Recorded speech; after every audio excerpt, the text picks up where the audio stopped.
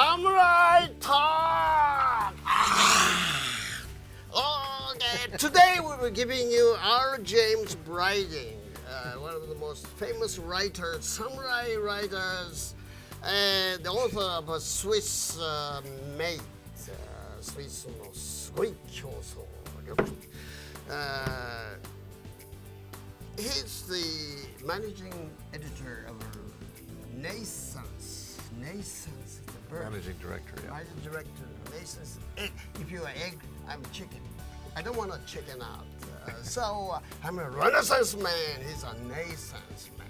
Which comes first? Renaissance comes first. But if I die, I'll then become Renaissance. Renaissance. We're even in that respect. You wrote about the Switzerland. A lot of people have the first impressions of Switzerland. It's alpine, a lot of tourists come. People don't have to work hard. They're lazy people. Impressions, bad or good? Well, I think the impressions are wrong. But, that was the reason for writing the book. So you come to that argument. Swiss are hardworking as well. Yes. But they have no resource poor nation, no oil, no coal, no diamond, just plenty of good air, water. How can they make money on that? Well, I think because they don't have natural resources, they had to be very resourceful as people. A bit like the Japanese. Oh, really? In what sense? Would you be more specific about why the Swiss people, the mountain people, the seafaring people, why they are close? Yeah, I think. I think the Swiss are actually very similar to the Japanese people. I mean, first of all, I think they're geographically both islands. You have water surrounding yourself, but Switzerland has mountains that characterize its terrain. So to some extent, they're quite isolated societies. I think secondly, they both have very much a community orientation as opposed to emphasizing the individual. And from that, both societies are relatively collaborative as opposed to competitive. And probably because of that, we both have a sense of humility and modesty as opposed to arrogance that some of these other societies which have a more individual orientation. So I think those are pretty important characteristics of, if you like, the DNA, the social fabric of both countries. You're talking about this from what angle, what perspective? You're an American.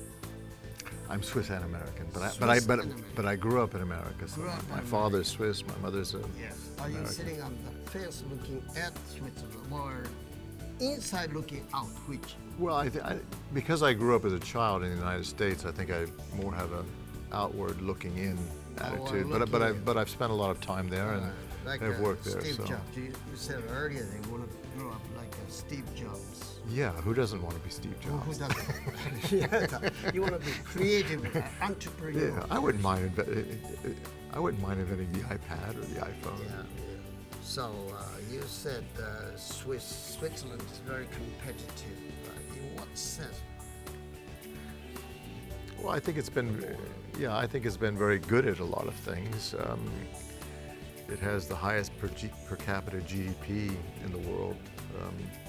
It also has been very good about distributing income on a relatively equitable basis across the population, so the degree of inequality is much lower than in other places.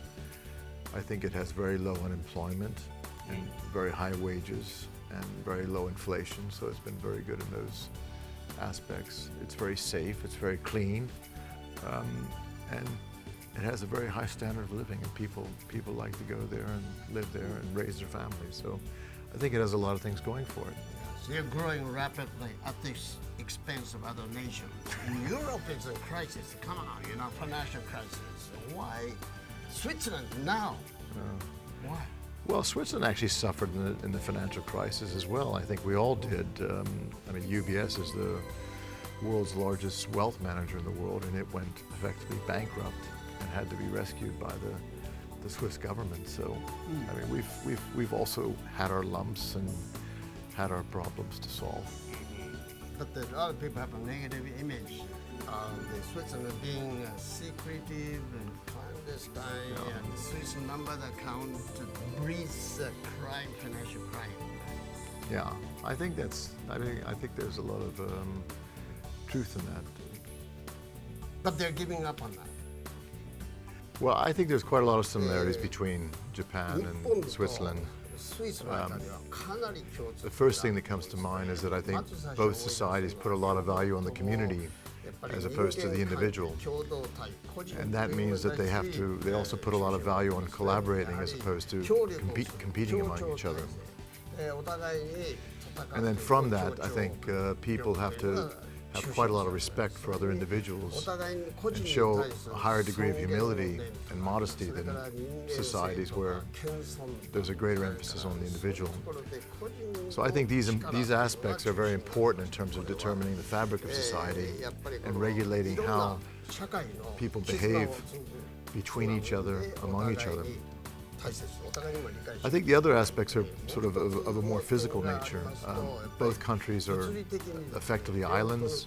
Japan, of course, is physically an island, but Switzerland has also historically been an island. The mountains have sort of separated from lots of other different countries, and also political wars have sort of isolated it and made it, to some extent, very separate from other countries. It's had neutrality for about 400 years. But in addition, neither country have substantial natural resources, so they have to depend on hard work ethics and the natural resourcefulness of the people.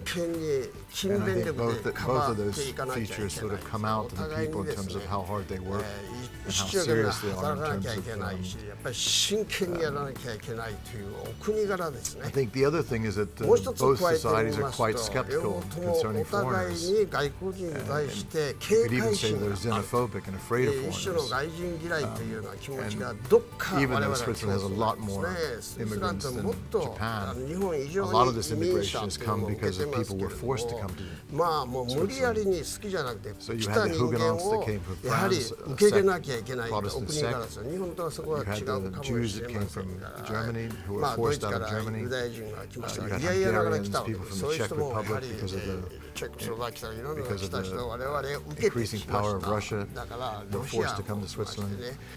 So yes, there's a lot of immigration, but much of that immigration was by force as opposed to choice. So I think if you take up all these elements, you see two societies which have, at the real substrate,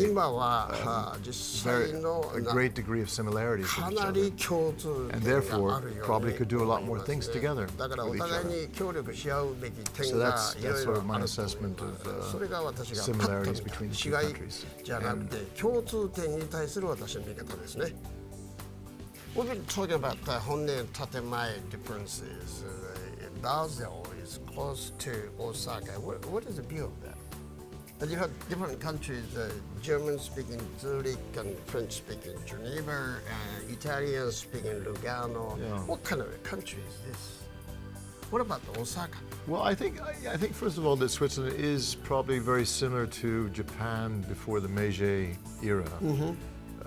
Harold James, who wrote our preface, he's a famous historian from Princeton, said that the medieval city-state structure of Switzerland has survived better than any place in Europe. So you have these, as you suggest, these medieval city-states like Geneva, Basel, Zurich, St. Gallen that continue to define Switzerland. In fact, I think Switzerland is a collection of Osakas. Oh, Osaka. A collection of Osakas. Like a Swiss cheese. with holes in me. There you go. What makes you proud of this? How do you pronounce this? The chocolate you gave me. This is a chocolate called Lederock. We just had an event hosted by the Swiss Embassy last night. Wow. And this is considered to be the finest chocolate in Switzerland. Finest chocolate. It's handmade.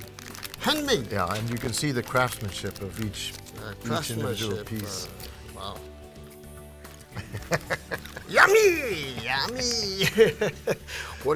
Don't eat them all. Don't eat. ちょっと残したら save it for other people. Thank you. それじゃね、やっぱりこう日本とよく似たことがあってバラバラなんだけどスイスチーズみたいなって言ったら思い出したらいやチョコレートの方が有名だよっていうことで今チョコレート出してみましたですね。It's been nice talking to you, Mr. Brady. Thank you, Mr. Matsumoto. Thank you Thank you very much. much. Thank you. Michiro Matsumoto, known as Channel Tokyo, Japan. See you next week.